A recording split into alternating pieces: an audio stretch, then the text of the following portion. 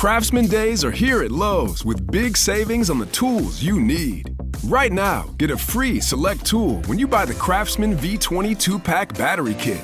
Whether it's the backyard, the bathroom, or beyond, Craftsman has the tools to help you power through and get the project done right. Because DIYing is unpredictable, but your tools shouldn't be. Shop Craftsman at Lowe's today. Valid through 6/18 while supplies last. Selection varies by location.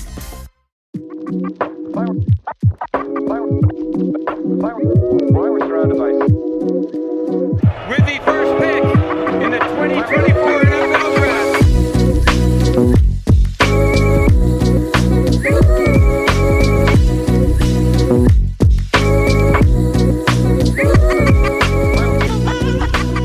Welcome back into another edition of the Daft on Draft podcast. Today, we are diving into a mailbag. Yesterday, we had a Dafter draft. You know, we're getting back into the swing of things here again, dropping to 3 days a week. And Dalton and I are both going to be getting back into some tape. So we'll get 2026 focused here in a heartbeat. But wrapping up 2025, about a month into this. But Dalton, are you ready for this mailbag?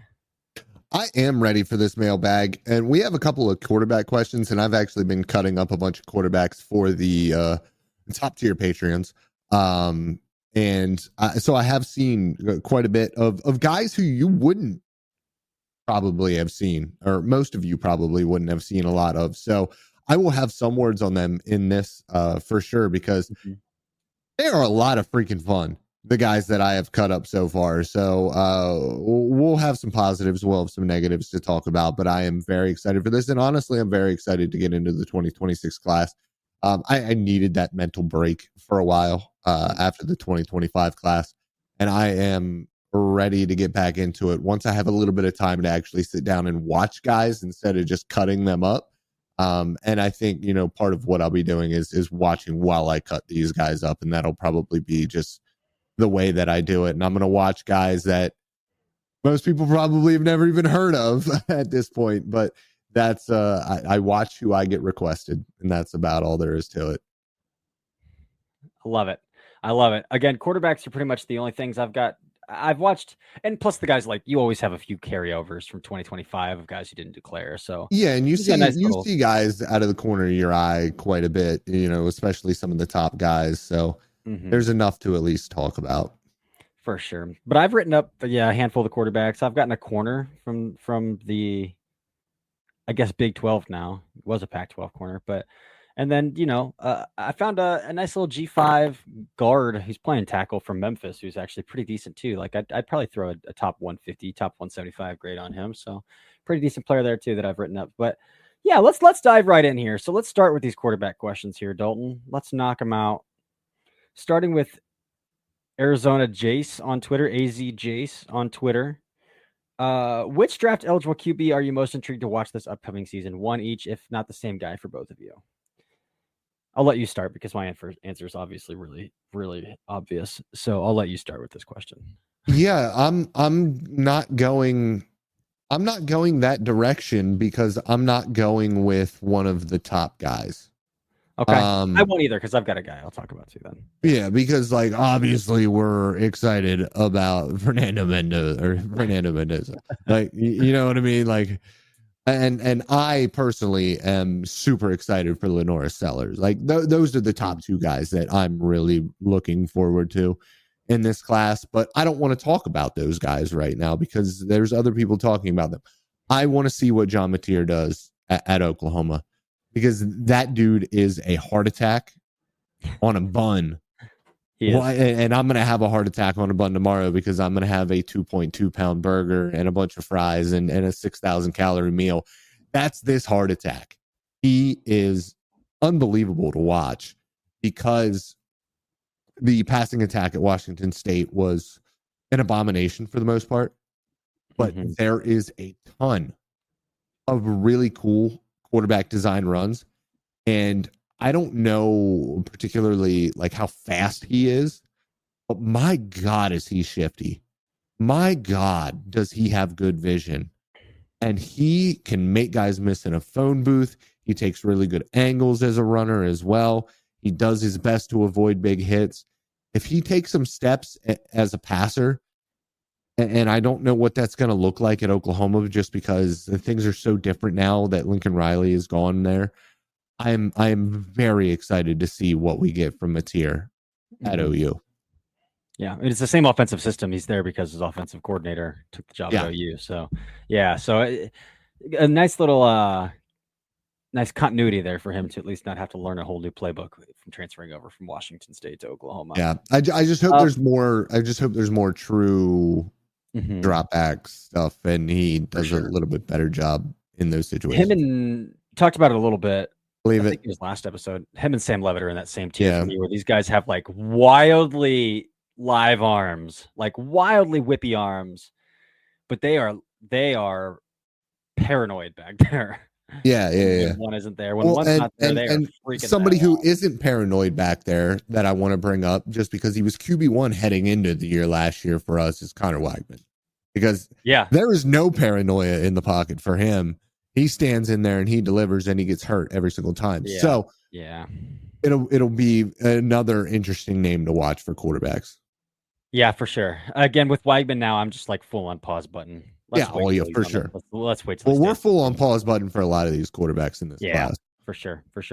I could go a couple different directions here. Like, there's a part of me that wants to say, like, I want to go all the way to Sacramento State and finally see Jaden Rashada on the field with Brennan Marion and the go-go offense. And like, that's a fun college quarterback story. But like, I'm not talking about Jaden Rashada at all as a prospect until we actually see him on the field as a player outside of whatever he tried to do at Arizona State.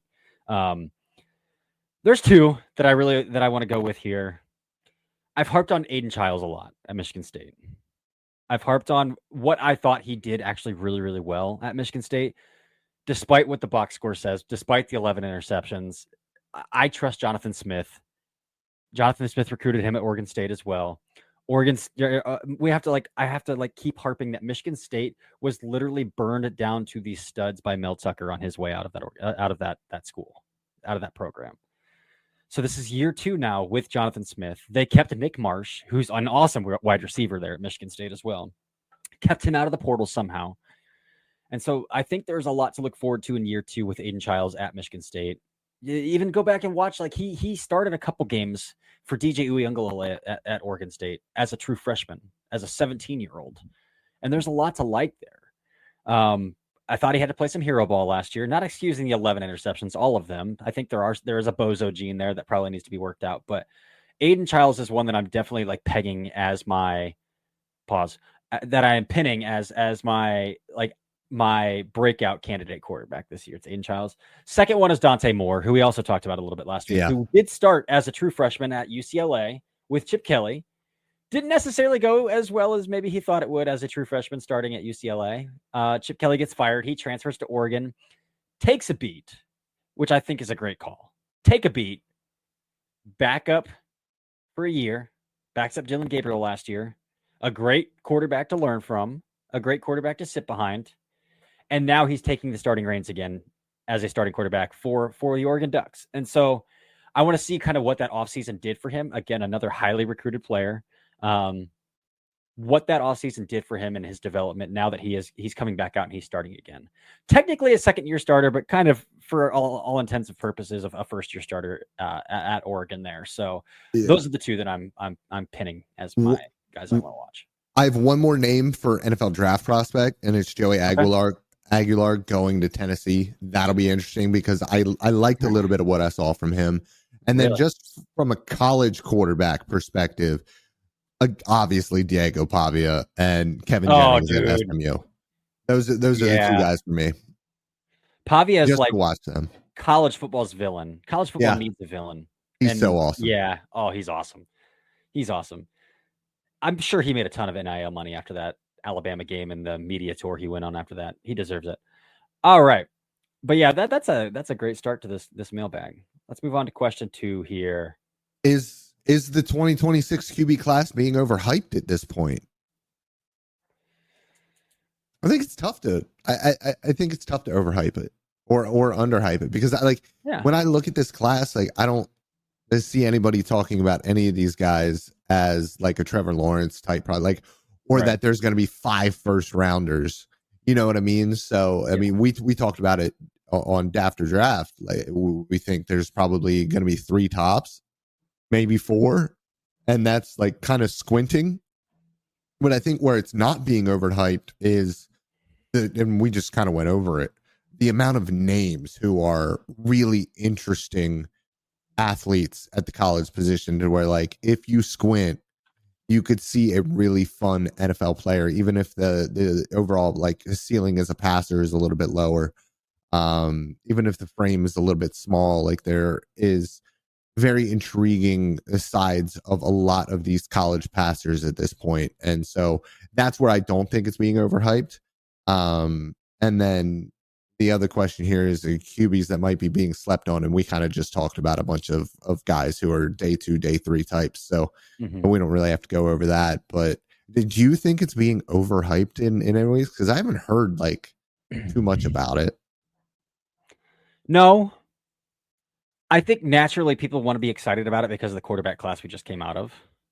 I think there's a natural, and because there's so many QB needy teams still. Yeah, and I think it just depends. Like, it depends who you are insulating yourself with in conversation, I guess. Yeah. Like I think the people that I've talked to or the people that I follow have done a really good job of understanding the context of the quarterback class. And I think, if you like the episode I did with Nate is so good because I think we did a decent, like, I don't want to toot my own horn, but I think we did a really good job of insulating the quarterback class as well. Of like, these are the guys that we think could rise.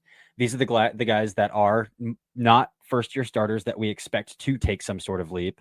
These are the guys that probably are going to go back to school because it's the NIL era and there's no reason to leave $4 million behind if you don't have to. Like, yep. And so I think if you look at it through that lens and you can kind of tear it out like that, I don't think there's really any need to overhype it. Maybe Lenora Sellers is maybe gathering a bit more, but like he's awesome. Like his tools are awesome. So like, but he at the end of the game, like he's the one that's hard to like kind of insulate because one, he is only 20. So like he could fit in that tier of like, there's no need to overhype him yet because there's no reason to leave NIL money on the table unless you have to. But at the same time, he legitimately has A+ tools. And so it's hard not to like jump the shark a little bit with him. So he's the one, if we are talking about overhyping a quarterback class, he's the one that is hard not to jump the shark on a little bit, but also like hard to find a box to put him in, a tier to put him in, so to speak. I don't think we're overhyping it. I think we have a healthy amount of anticipation based on the quarterback class we're coming out of and based on the wild tools that these guys have and the jump that we can anticipate them having. I think it's appropriately anticipated. Who is the highest graded prospect each of you have ever had? For me, it was before I had a numerical grading scale, so it's kind of tough. Like, because my numerical grading scale is only a couple of years old. But I would say it would probably have ended up being Joe Burrow. That season he had, the year that he had, everything that he did as a quarterback is everything that I love in quarterback play. And even though like the ability to create outside of structure is important on my grading scale as well, he did that too. He just did it differently than guys like Caleb Williams do. And you're seeing that at the NFL level now. Like it's an elevated version, and this is going to sound insane, but like it's an elevated version of what Tom Brady does or did, where it's subtle movements in the pocket, and he's able to deliver with a collapsing pocket. But instead of, doing it standing straight up and just doing little micro movements, it's like him literally falling to the ground and making these plays like he did last year. Like for me, he always had that little bit of like Tony Romo athleticism to him with the headiness of Tom Brady in the pocket. And so for me, like he was just a complete quarterback prospect by the time he was leaving LSU. And if it's not him, it's Travis Hunter. Yeah. Boy.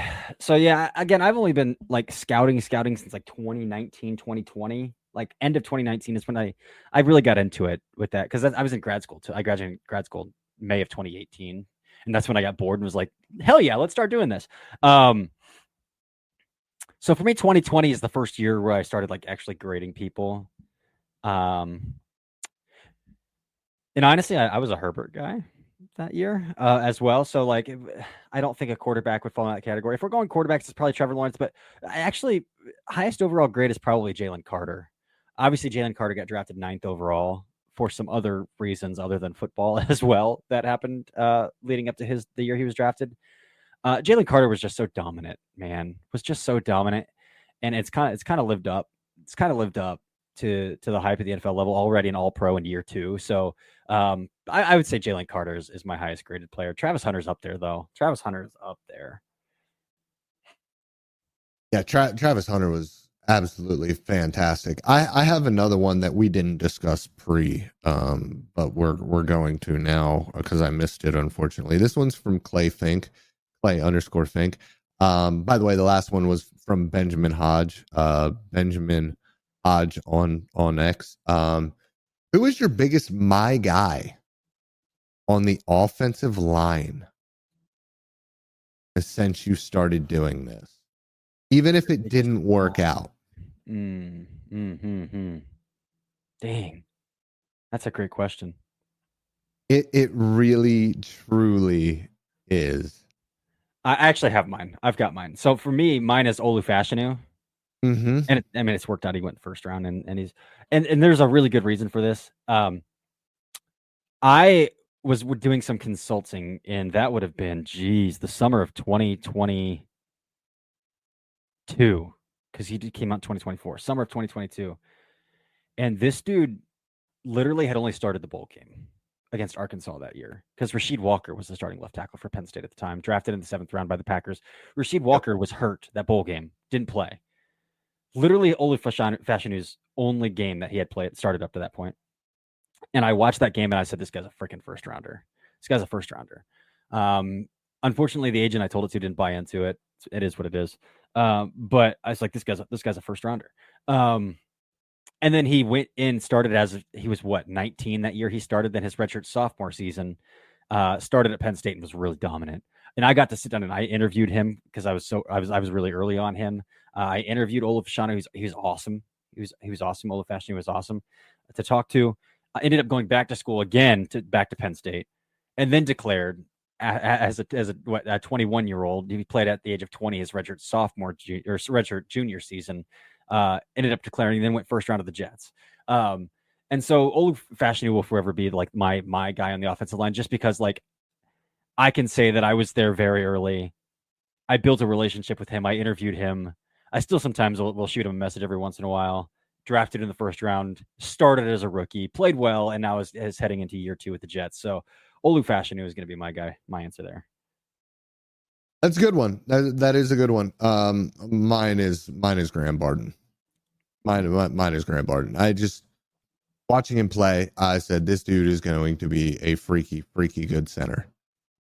He was a top 5 player for me in that class, or top 10 player for me in that class. He was the number 1 offensive lineman for me in that class as a center. He graded high at tackle, guard, and center for me. And I would say the next guy that I would really like to bring up in this conversation is Christian Darrisaw. I loved Christian Darrisaw in that class, man. I never really saw it with Alex Leatherwood. Penny Sewell, we should have all seen it with. The people who didn't, I thought was funny. But man, I loved Christian Darrisaw's game, and so that was probably one of the bigger spikes for me. Yeah, Christian Darrisaw has a rep that I also really loved Thayer Munford. And Thayer Munford has just like been okay, but okay is good. Okay is good. Spencer Brown was one of my guys from that class. Ended up getting drafted in the third round by the Bills, and he's become one of the best right tackles in football since then as well. I do remember being a Spencer Brown guy. One that didn't work out for you. Ooh, for me, it's Lucas Niang. Ooh, well, he had that hip injury he never recovered from. Yeah, but still.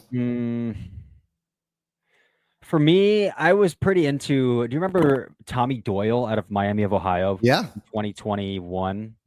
Yep. I really liked Tommy Doyle. Like I thought, like they had a game against Iowa where I thought he played AJ Epinesa really, really well in that game. Like I think he ended up getting by the Bills as well, drafted in the 5th round, and I think he had an injury settlement. He got cut like an injury release this past season from the Bills.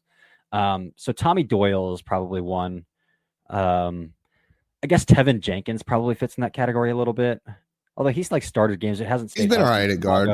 Yeah, I really like Tevin Jenkins out of Oklahoma State as well. I liked him too that year. But Christian Darrisaw has a rep from his, I think it was summer scouting, so it would have been like he was drafted in 2021, right? 2021. Yeah. So it would have been his 2019 tape then. Where on a screen, this dude gets out, levels a guy in space, and then runs like 30 yards down the field with the receiver in space. And it's just a rep that I don't think I've seen an offensive lineman do since. Christian Darrisaw did that on that tape. Like he is out in front of his like lead blocking 30 to 40 yards down the field. And like just a true testament to his athleticism in space and his feel in space. But I don't know if I've seen it since. So I'm glad we got that. I'm glad I saw that question because that was a fun one. That was a fun one. All right. Which one is next here?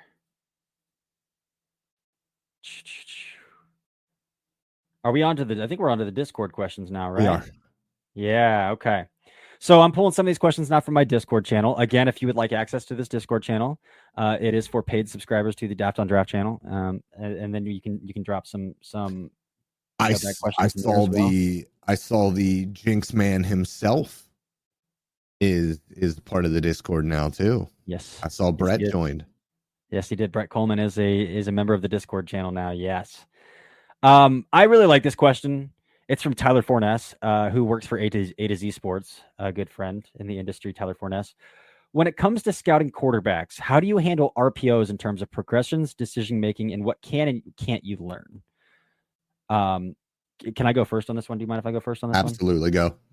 So I'm to the point now where like the only thing that I pay attention to about a college quarterback's college playbook is the amount of time that this player might need to warm up to the NFL level. That's it. I personally, all I want to see a college quarterback do is, are you answering the questions to the test you're given? Whether that's RPO laden, whether that's not, are you answering the questions to the test that you're given? Like Desmond Ridder came from a pro style system and people hyped that to hell. And that it was 2022. It was a really bad quarterback class too. People hyped that to hell. That, well, Desmond Ridder's coming from a pro system. I don't care. Drake May at North Carolina is coming from a super RPO offense where you could tell his coaching isn't the best. You could tell like the playbook is razor thin. He's consistently answering the questions and he's got A+ tools. So in terms of RPOs, how do I handle that in terms of progressions, decision making? Are they making good decisions in an offense, no matter how thin or how thick it is? Like, that's what it comes down to. Can you see how the quarterback got to the answer that he got to? Like Nate and I talked about with Fernando Mendoza, is the Cal offense really that dense? No, it's a lot of RPOs. It's a lot of 3-man concepts. It's a lot of offenses, like a lot of concepts where they don't give him a check.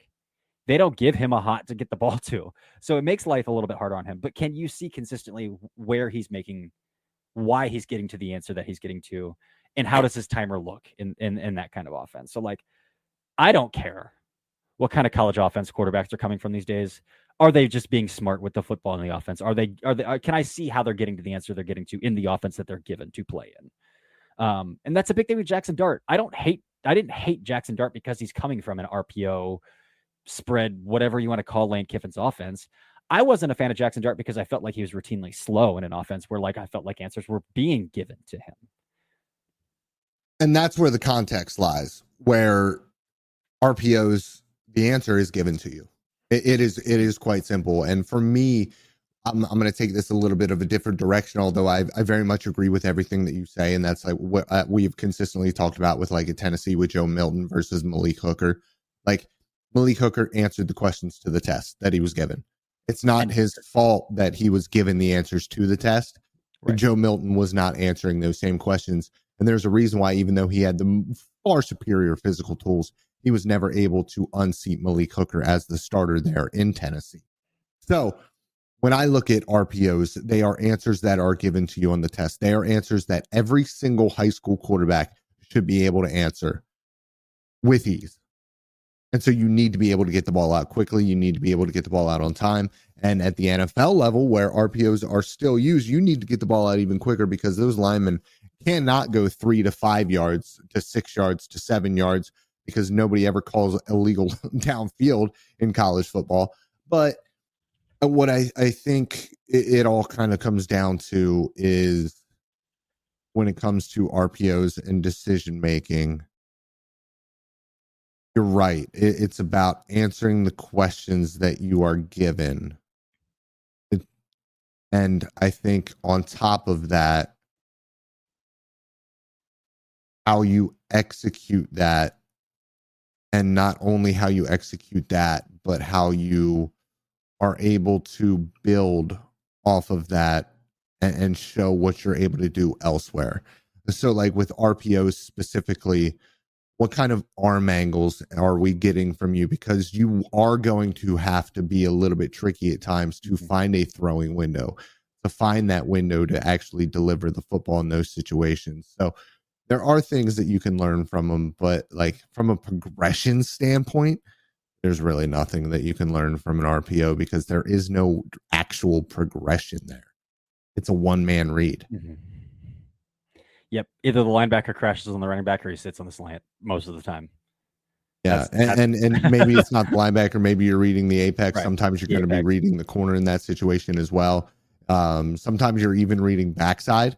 But I mean, it doesn't matter who you're really looking at. You have to be able to see it. So yeah, it kind of is what it is. It's the nature of the beast. Yeah, for sure. That's a good question though.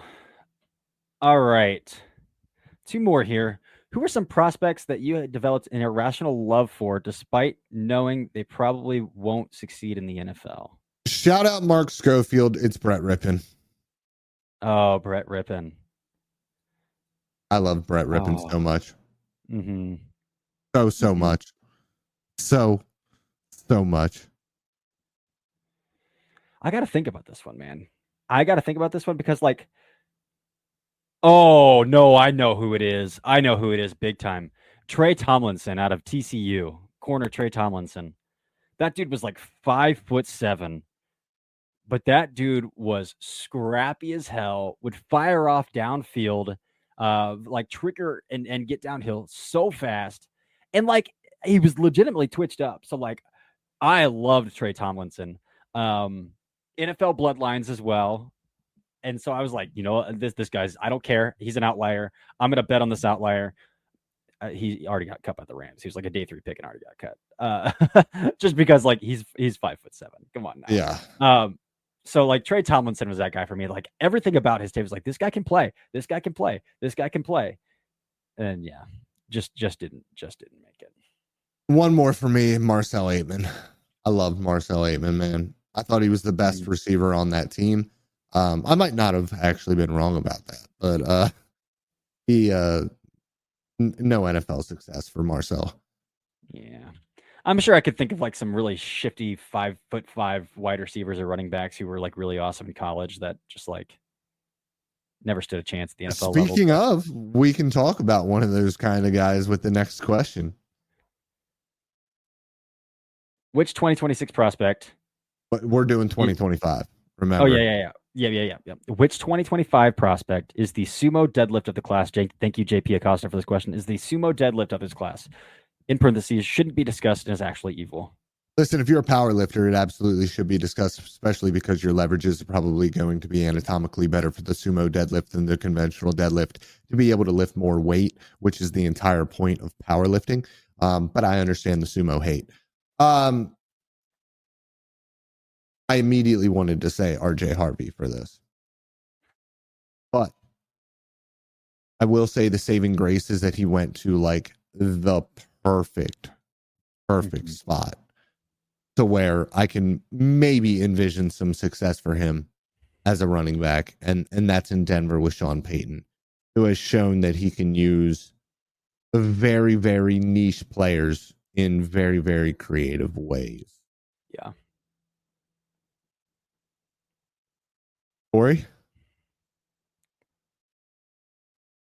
Yeah. Do you have any? Yeah. I think I'm going to go with James Pierce. It feels kind of cop-outy. But 26th overall to give a future first round to get him doesn't really have a power profile in his game. And if you look at the way that the past 2 rookie of the years have been winning at the NFL level, it's with long arm, it's with speed to power, and Will Anderson and Jared Verse.